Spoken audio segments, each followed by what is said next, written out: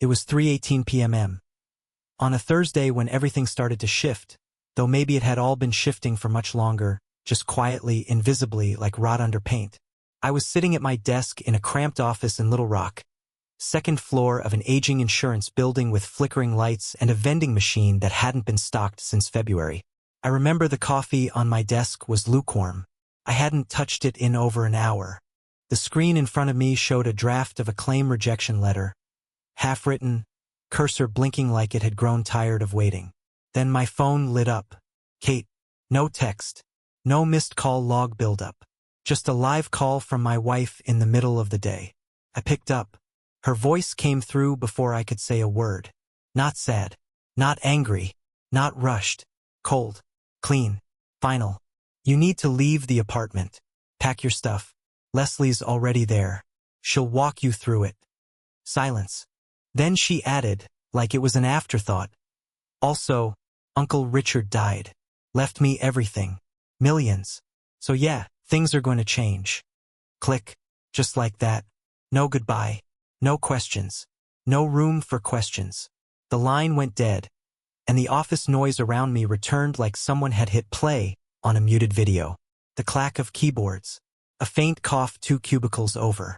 Somewhere a printer word to life. But none of it landed. I was staring at the phone in my hand, listening to the echo of her voice. Controlled, smug, emotionless. I didn't hear grief. I didn't hear shock. What I heard was positioning. She wasn't telling me something. She was placing a chess piece. Kate never liked mess. That was one of her so-called virtues. Everything had to look like it made sense on paper, like it followed some clean internal logic. She used to rearrange our bookshelves alphabetically even if it meant putting novels next to cookbooks. She did the same thing with people, placing them where she thought they belonged, then pretending they'd always been there, including me. But this was something else. This wasn't just cold. It was premeditated, scripted, the kind of speech you write down beforehand. That morning, I had noticed a mark on her neck. We were in the kitchen. She was making tea. I was scrambling eggs. She tilted her head to reach into a cupboard, and for half a second, I saw it. Dark, oval, low on her neck, right where the collarbone fades into skin. She noticed me noticing and immediately adjusted the scarf she was already wearing. Indoors in April. Makeup allergy, she said, without turning around. I raised an eyebrow, not because I didn't believe her, but because I wanted to. She wasn't wearing any makeup. She poured the tea and left the kitchen before I could respond. I should have seen it for what it was. But you never want to believe the simplest explanation when it's also the worst one. Back in the office, I leaned back in my chair. My heart wasn't racing, but something else was. My thoughts, my memory, my sense of footing. It was like realizing the foundation of your house has been sinking for years, and you just hadn't noticed the slant. Leslie. Of course, Leslie was involved. Kate's sister had always had a strange presence in our marriage. Never openly hostile, but never warm either. She smiled like she was tolerating you. Like you were a temporary inconvenience in a long game she already understood. I remembered a comment she made last Christmas about how some people find their way into money and others marry into it, at least temporarily. She'd laughed after she said it. Kate hadn't. And now she was already there? Already in our apartment? Holding the divorce papers? That word already stuck with me. It meant everything had been prepared before the call. That folder didn't print itself after Kate hung up. The ink was dry. The pages were arranged. They had probably rehearsed the whole thing, maybe even practiced which words to use and how to say them. Flat, firm, final. Millions, she had said. Not my uncle passed, or I'm in shock, or can you believe it? No, just millions. Like it was the keyword for a new chapter. Like I was a leftover from the old one. The fluorescent light above me buzzed. Someone from accounting walked past and said something about lunch. I didn't answer. I reached for my keys instead, standing slowly, like the room might collapse if I moved too fast. I didn't take my coat. Didn't even close the browser tabs on my computer. I just left. No announcement. No dramatic exit. I walked through the hallway, down the stairs, and into the parking lot like I was stepping out of one version of my life and into another. Outside, the air smelled like hot pavement and gasoline. The sun was too bright. I squinted all the way to my car. As I sat behind the wheel, the final piece clicked into place. The timing.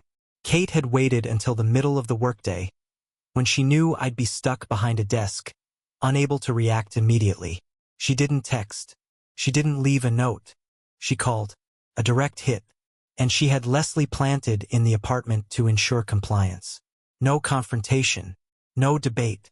It was a removal, not a discussion. But they had miscalculated one thing. I wasn't going to rush home and fall into the script they had prepared for me. I wasn't going to act confused or combative or desperate. I wasn't going to shout or beg or plead. I had learned long ago that the loudest response to control is silence. And the most dangerous thing you can give a person like Kate is time alone with their confidence. I started the engine.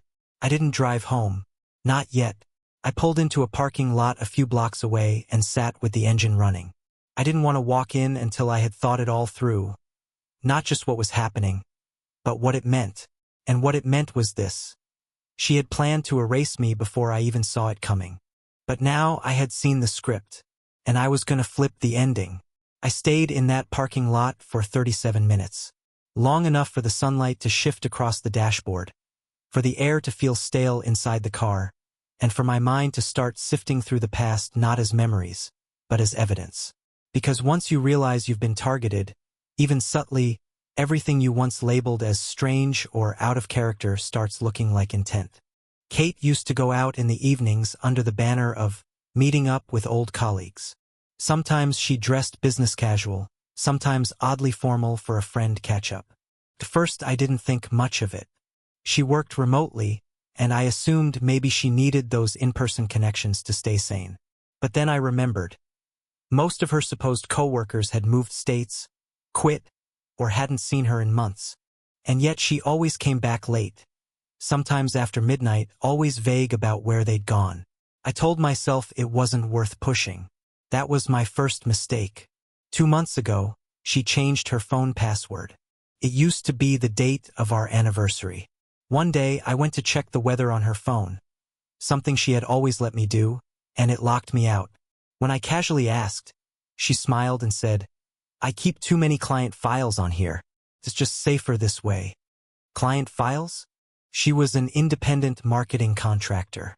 Her biggest project that year was redesigning the logo for a local Pilates studio. There weren't any sensitive spreadsheets involved. But again, I didn't ask further. She was distant already. I didn't want to push her away more. Then came the wardrobe changes. Tight jeans that hadn't seen daylight in years. Expensive perfumes she never used to wear.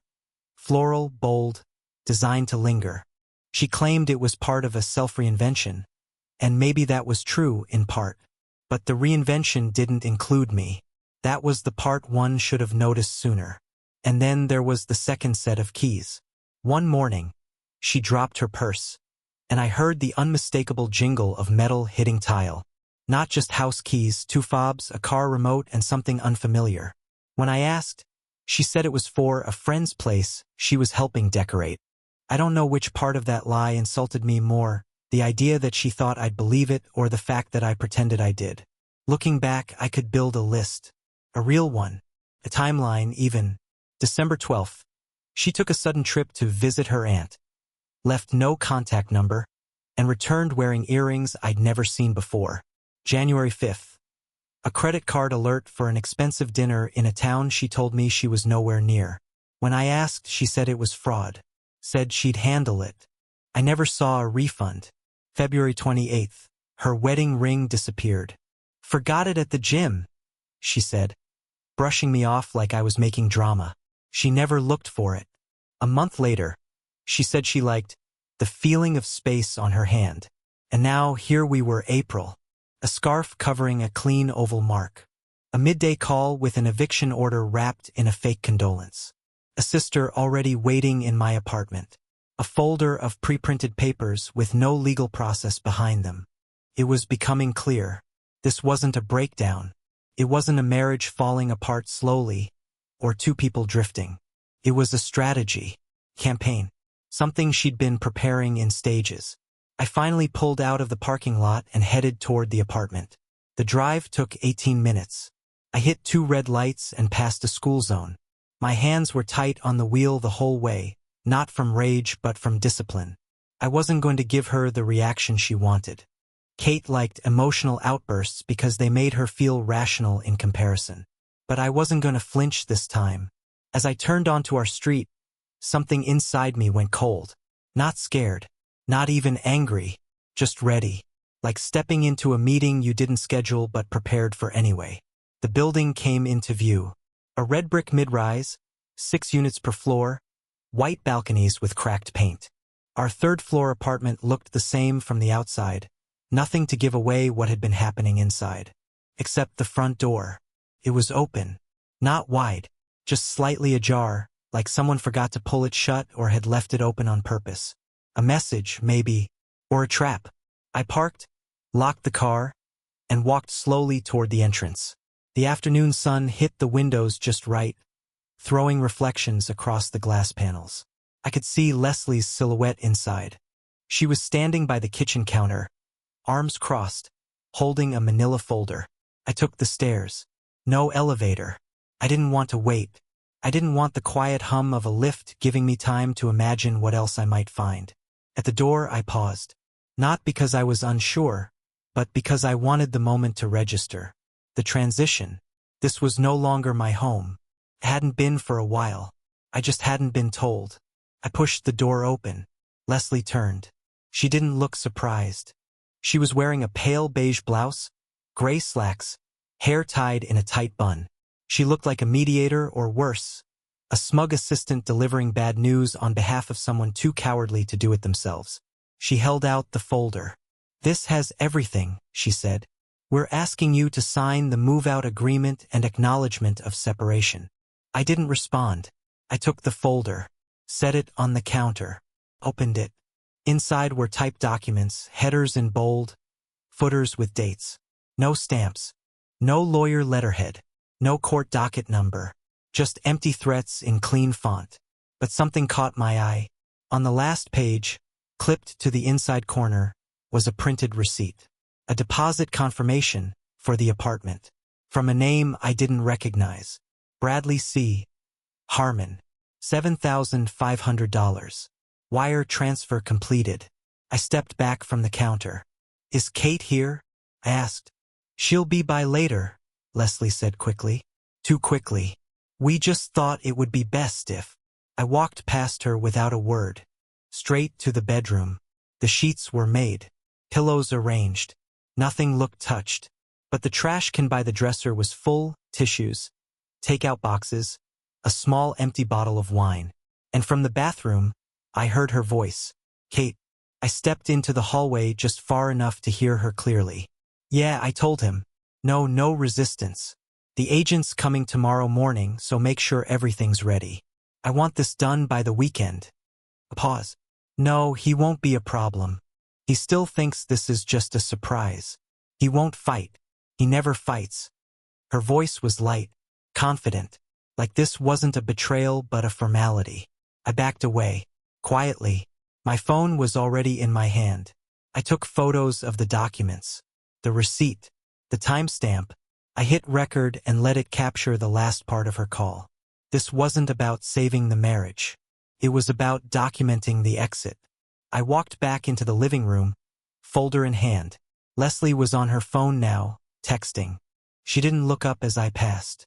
I didn't say goodbye. I didn't slam the door. I just left. Because she was right about one thing. I never fought. But that didn't mean I wasn't about to win. The evening light had shifted when I got back to my car. It struck the windshield in long orange bands, slicing through the grime and dust that had collected over the last few weeks. I sat with the door half open, one foot still on the pavement, the manila folder in my lap. Inside that folder were 38 pages. None of them held legal weight. No court filings. No notarized forms. Just printed pages with the confidence of legality and the emptiness of bluff. Most of it was templated language, filled in with names and dates like someone had downloaded it from a website meant for people who wanted to sound official without doing the work. But the attachment, the receipt, wasn't bluff. I unfolded it again and held it to the light. $7,500. 00. Deposit for property transfer unit #3B, Little Rock, Arkansas. Purchaser, Bradley C. Harmon. Transfer scheduled. April 14th, 10 a.m. I didn't recognize the name. Not a coworker. Not a friend. Not a relative. Just a name. But he had already sent money.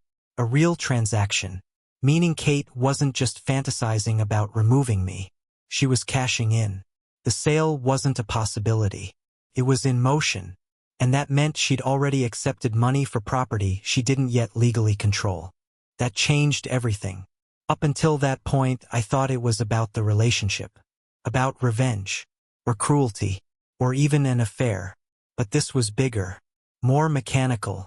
A removal plan not just from her life but from joint assets. I turned on the voice recorder on my phone and dictated everything I saw. Every page, every date, every name. My hands were steady. My voice calm. This wasn't about emotion anymore. It was about process. Her voice still echoed in my mind. He won't fight. That's what she had told someone on the phone. And maybe that had been true for too long. But I was fighting now. I just wasn't using the weapons she expected. Instead of going to a friend's house or calling my parents or crashing on someone's couch like a humiliated husband, I drove to the business district near the center of town. There was a hotel just across from the county administration building. Clean. Anonymous. The kind of place where traveling attorneys and city planners stay when in town for short business. I checked in using my ID and a prepaid debit card. One I'd opened months ago when I started suspecting we'd need separate finances. A small, quiet act of paranoia I had almost forgotten. But now it gave me leverage. Once inside the room, clean linens, beige wallpaper, no character. I set my laptop on the desk and opened every folder I had bookmarked and ignored. Family, legal, hold. Kate's statements, screenshots. Audio notes, private. I had started saving things over a year ago. Texts, voicemails, financial documents she had asked me to sign but that I'd quietly copied before submitting. Messages that sounded off. A voice memo she once left where she called me a placeholder. It wasn't loud or cruel, just dismissive. Something she'd probably forgotten she even said. But I didn't forget. I created a new folder, div_proof_sequence_0412, and began uploading. At 9:14 p.m. I opened an email draft and typed out a message.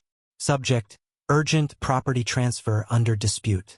Hello, I am contacting you regarding a property sale scheduled for April 14th concerning unit #3B in Little Rock. As co-owner of the property and legal spouse of Kate Renner, I have not authorized any sale, nor have I signed any transfer documents. I am attaching scanned pages from a document left at the property, including a deposit receipt and buyer information. These appear to have been processed without proper legal standing. Please be advised that no sale or transfer may proceed until a full legal review is conducted. Respectfully, D. Renner. I sent the message to the listed agent on the receipt. Then I BCC'd myself and my own attorney's contact, someone I hadn't spoken to in years, but who had always said, "If you ever need me, no questions asked." 10 minutes later, I got a ping. Not from the agent. From the buyer. Bradley C. Harmon. Hey, sorry to reach out like this. I got your contact from the agent, who said I should check in. Is there an issue with the sale? I already wired the deposit. If there's something shady going on, I need to know before I finalize anything. She told me her husband was moving out voluntarily. Said you were relocating for work. Brad. Voluntarily. Relocating. That was the story she fed him. A polite fiction to grease the deal. I replied simply, there is no signed agreement. I have not authorized any sale. And I have not moved out. 5 minutes later, a second email came in. I'm pulling out of this until I get written confirmation from both owners. If this turns messy, I want my deposit back. I don't need this kind of heat. Sorry, man. The word messy made me smile. This wasn't just a personal betrayal anymore. It was business fraud. I closed my laptop and leaned back. The hum of the room's AC unit felt louder than it should have. Or maybe the world had just gotten quieter now that the first fracture in her plan had formed. At 10:02 p.m. my phone buzzed. Kate. I didn't answer. She didn't leave a voicemail. I got a second buzz immediately after. This time it was a text. Can we talk like adults? This is getting blown out of proportion. Then a second. The buyer is getting cold feet. Did you contact him? Then a third. You're being emotional. It's a bad look. And a fourth. I can still make this easy. Or not. Your call. I screenshotted each message, saved them in a folder named pressure_sequence, and uploaded them to my cloud drive. No response. No reply. She didn't deserve one. At 11:47 p.m. a new email arrived from the real estate agent. Subject: listing withdrawal notice. Mr. Renner, following receipt of your documentation and email notice, we are suspending the listing and returning all deposit funds to the potential buyer. Please be advised that any future attempts to sell property jointly owned must be signed and authorized by both parties. Should you have any additional concerns, do not hesitate to contact our compliance team. Regards, Janelle Warren, Horizon Property Group. It was official. The sale was dead. Whatever money Kate had tried to redirect, funnel, or pocket would now unravel. The buyer was out. The agent had disengaged. The folder of divorce papers was now a pile of paper with no teeth. I left the hotel room light on all night, not because I was afraid, but because I wanted to see clearly what she would do next. The next morning at 6:38 a.m. another call, not from Kate, from her sister, Leslie. I answered, calmly. Do you really want to do this in public? She said. No greeting, just pressure. I replied, it already is public. You just thought I wouldn't notice. Silence. Then she hung up. That was her last move for the day. But mine was just beginning. By 7:05 a.m. I was sitting in the lobby of McDaniel and Cross Legal, a 5-story building tucked between a municipal credit union and a tax preparation kiosk in downtown Iowa City. I'd driven through the night after checking out of the hotel, coffee in hand, adrenaline keeping me sharper than sleep ever could. The receptionist looked up when I entered, but didn't greet me with fake enthusiasm. Just nodded, asked my name, and gestured to a clipboard. That was good. I didn't need sympathy. I needed precision.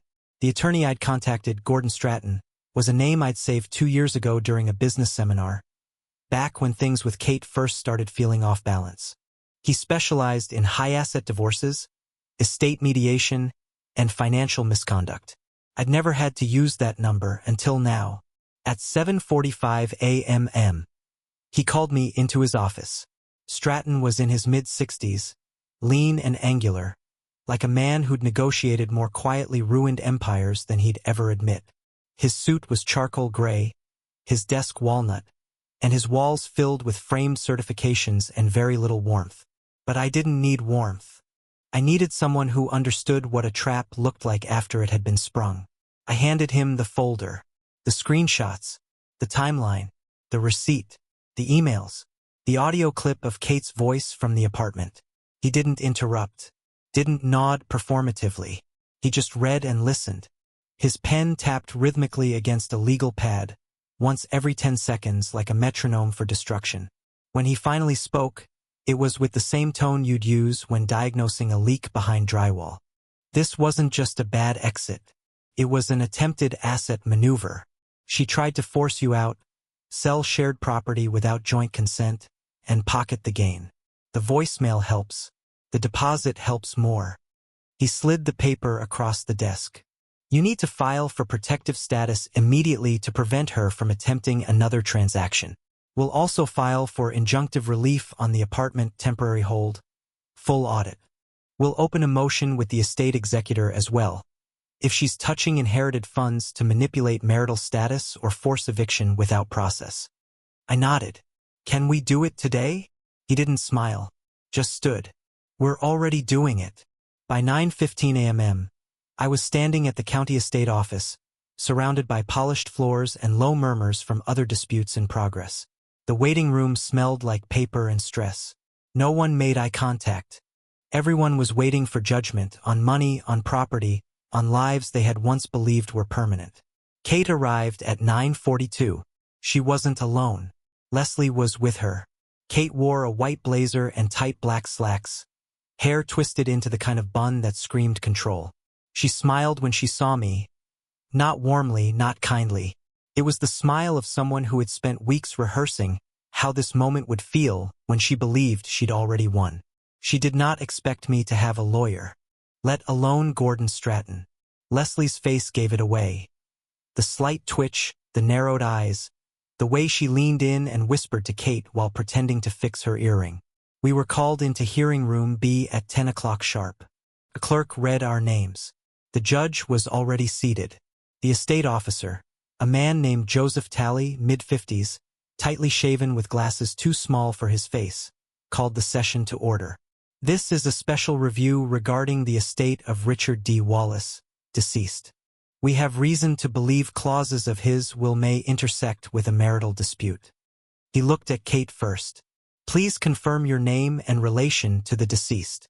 Kate Renner, niece, sole beneficiary of the primary estate portfolio. Talley turned to me. And you are David Renner, legal spouse of the beneficiary, co-owner of property being addressed. He nodded. Understood. Then Gordon stood and handed over a packet. 30 pages of documentation, neatly tabbed. We are filing immediate objection to unauthorized asset manipulation, real estate misrepresentation, and constructive eviction attempts. We also seek to review the inheritance clauses and enforce Clause 17C of the Wallace Will. Talley raised an eyebrow.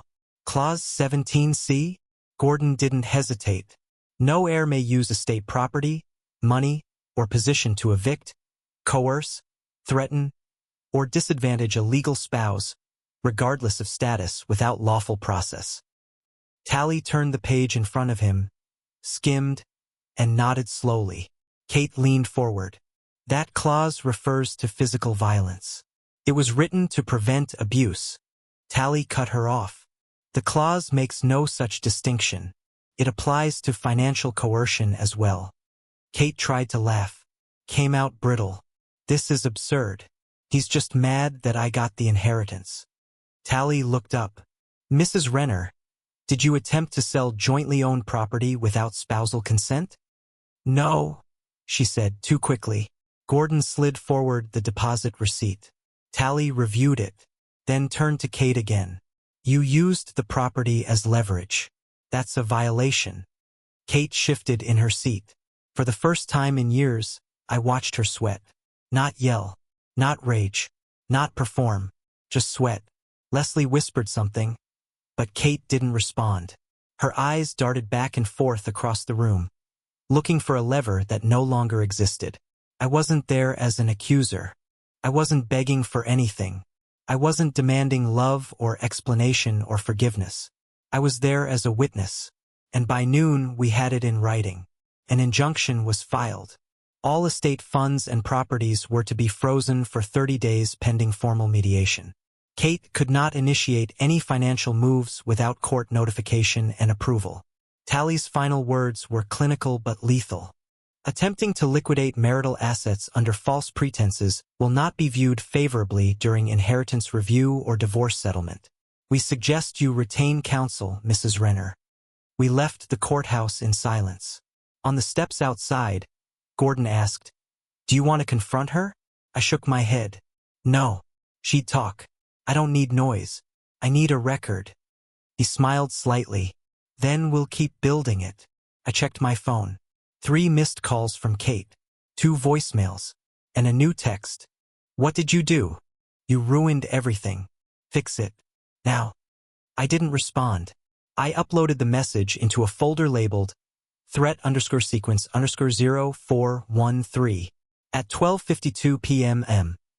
I sat down at a diner across the street and ordered black coffee and a grilled cheese sandwich. My appetite hadn't fully returned, but hunger was no longer the enemy. It was a sign I was reclaiming space. A few minutes later, My phone buzzed again. This time it was from the real estate agent. FYI, client has been reported for misrepresentation. Thank you for flagging.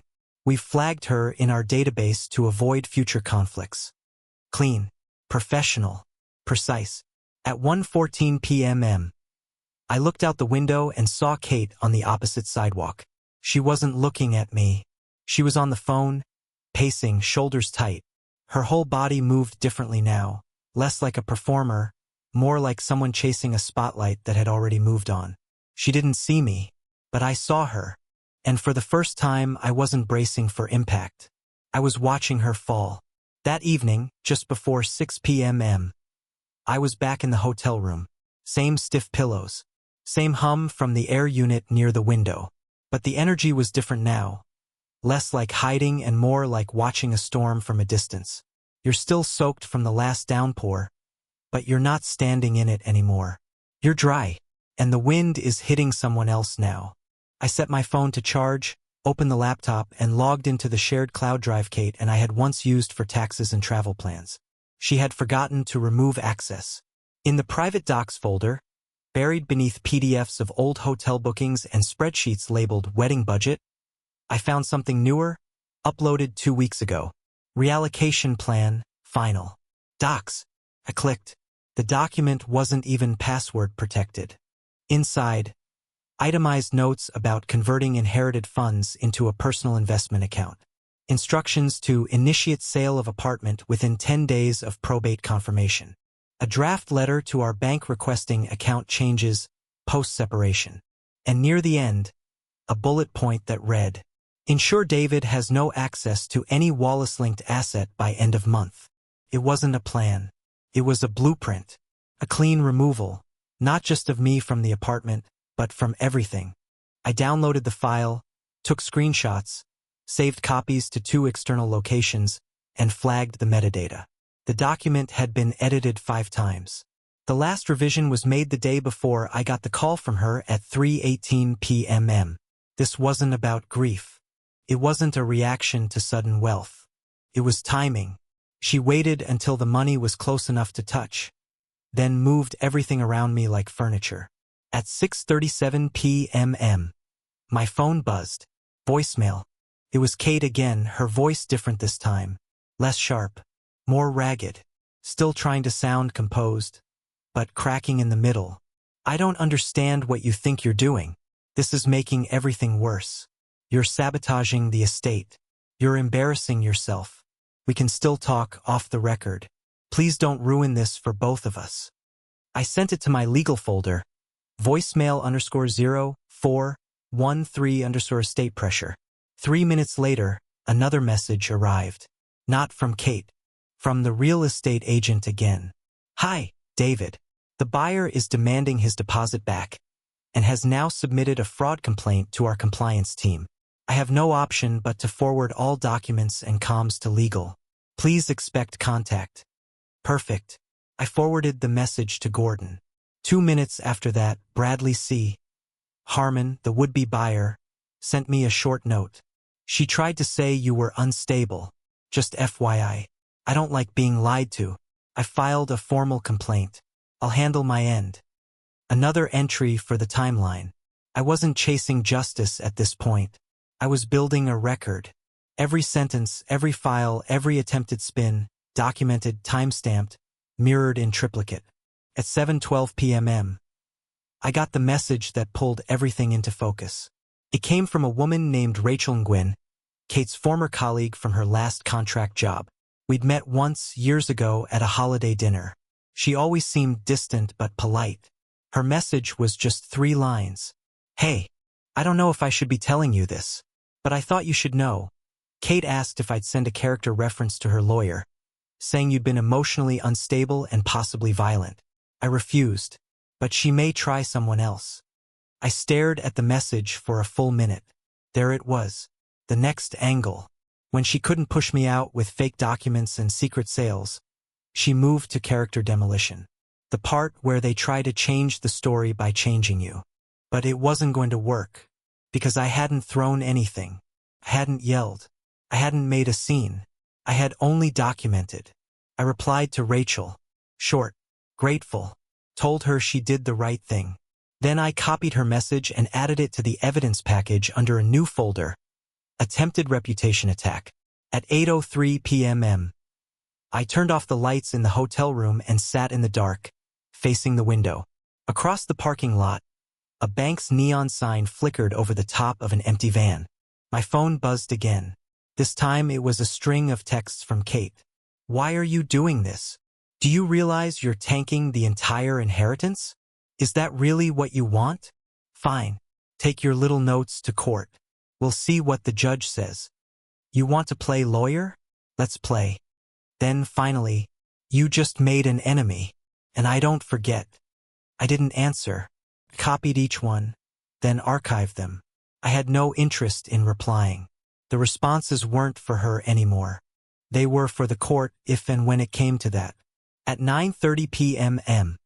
I received a call from Gordon. We're ahead of them now, he said. Her camp's in panic mode. The agent submitted a fraud report to the board. The buyer filed a formal complaint.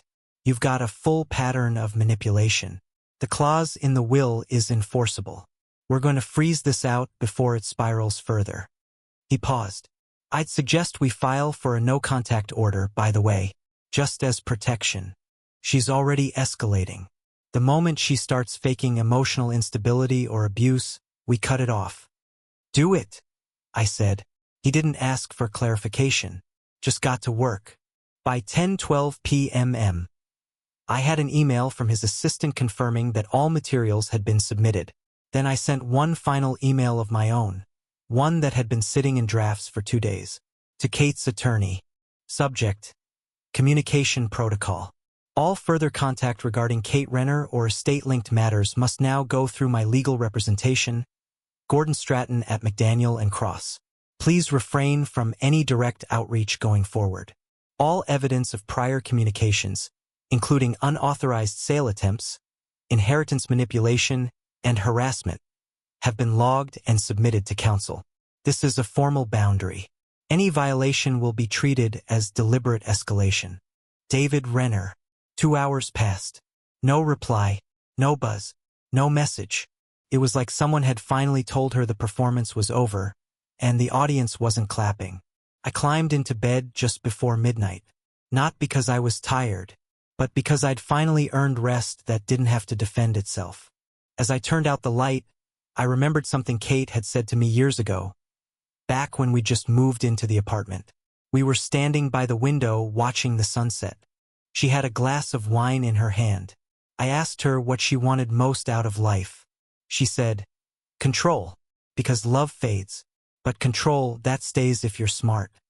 I never forgot that. She was right. Love faded, but control, it was always temporary. And tonight, it belonged to someone else. The next evening, hotel security knocked on my door.